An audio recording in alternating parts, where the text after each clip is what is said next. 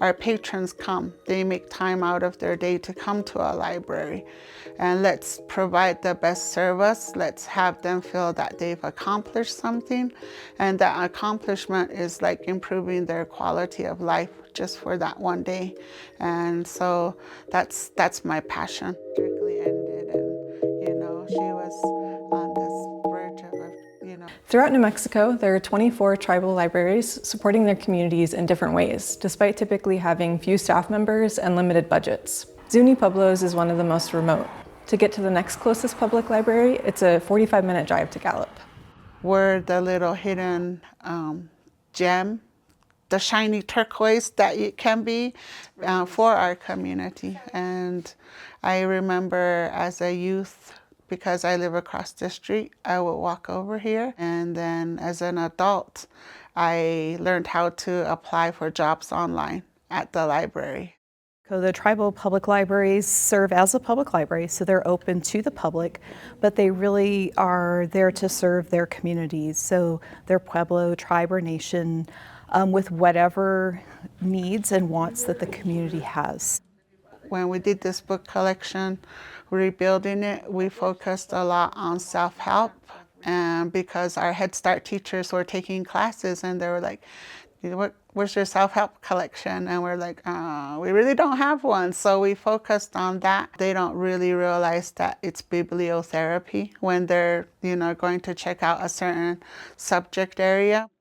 All these books are little free library books. So the intent in studies is that each child should have at least up to 20 free titles of books at their house.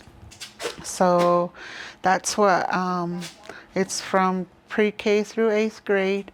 We requested for this one Native American authors and titles, so they gave us those in the higher grades. The library makes up one portion of what Zuni Pueblo calls CALM. It's Pueblo Zuni Census, Pueblo Zuni Archives, Pueblo Zuni Library, and Pueblo Zuni Ashiwiawa Museum. We're always just striving to create these programmings that work together. And I think ultimately what connects us is our backgrounds and the Zuni language and culture. For a while, actually, it was a one-person staff.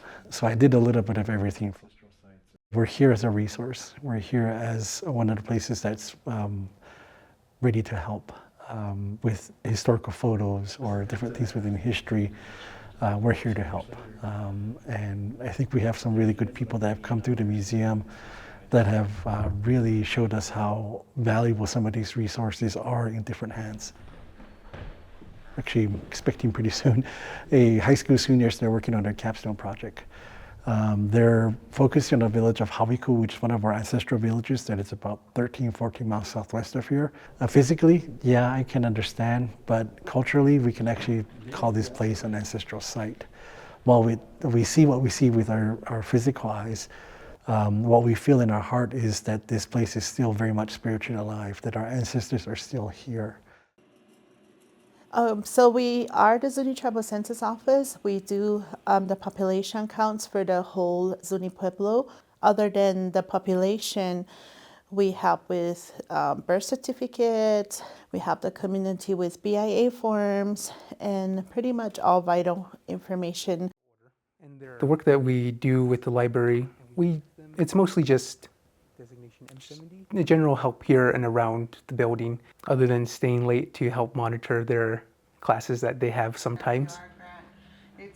We're building on trying to be consistent with Zuni language. So team member, she translated the Smokey the Bear story for us in Zuni. So that's where we want to do a storyboard. We have the life-size Smokey the Bears, paint it, put it on the wall with the story in Zuni language. So we had a community member translate it for us. I think for many of the libraries, it's not all, but many of the libraries, they face challenges with staffing, so not being able to be able to be open as much as they want to, because maybe there's only one person who works there. For our population, to be a superior library for a population of 6,000, we should have at least a staff of 6 or 7. We're a staff of 2, so imagine what could happen. We don't have currently any college or university in our state that offers library science courses. We used to have, an associate's program or certification program at a few of our community colleges, and those have gone away. And I think a lot of that was just because of lack of students. That's something I would love to see, and I've had some conversations, and having it be specifically for tribal libraries, especially looking at wanting to increase the number of community libraries in the Navajo Nation. We have 3. There are 50 chapters, right? So there are many other chapters who've expressed interest in having a library, but they just don't have a person. Okay, so we do collaborative work with the public library, the museum, and archives. If somebody's going to school using their computers, trying to apply, they need their census cards, we're down the hall, we can help them. If they need help reaching out to community, we all get together and plan and help each other that way. I think for these places that are here, it's really important for people to understand that we're doing the best that we can. We are from the community, we are by the community, and as the name implies, Ashiwi Awan, this is for us, by us. And we want to nurture a lot of that. We know we have the intellect, we know we have the skills, and we know we have the talent, and we know we have the initiative and passion to create a real big difference in our community. And I love the idea of being enabled to make that happen. So we've been working really well with the library, and I think we're setting ourselves up to collaborate more. There's really good writers that are here, and if we can enable them, maybe we can start to publish our own. And so we don't have to burn books. We can definitely create our own. One change Valerie hopes to see has to do with the Rural Library Endowment Fund, which the legislature created in 2019 to help support libraries in rural areas, including in some tribal communities. State lawmakers have put tens of millions of dollars in the fund since then, but the money is only available to libraries serving populations of 3,000 or fewer. So in the last census, we were at 6,000 here in the community. So if they could just change the language to like 10,000, that would be awesome, because this endowment fund, it's growing, the pot is growing. Missing resolution.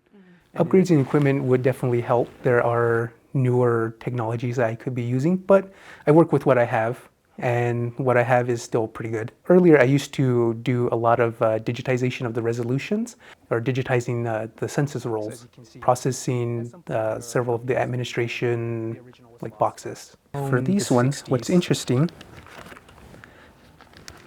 they would use their thumbprints. Oh, wow, okay.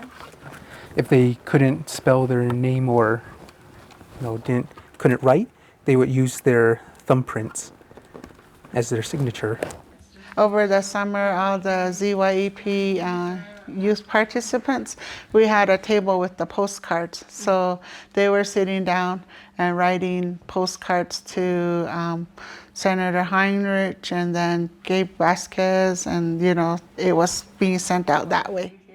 Without really knowing it, they were already having an experience of advocating for themselves and for their community.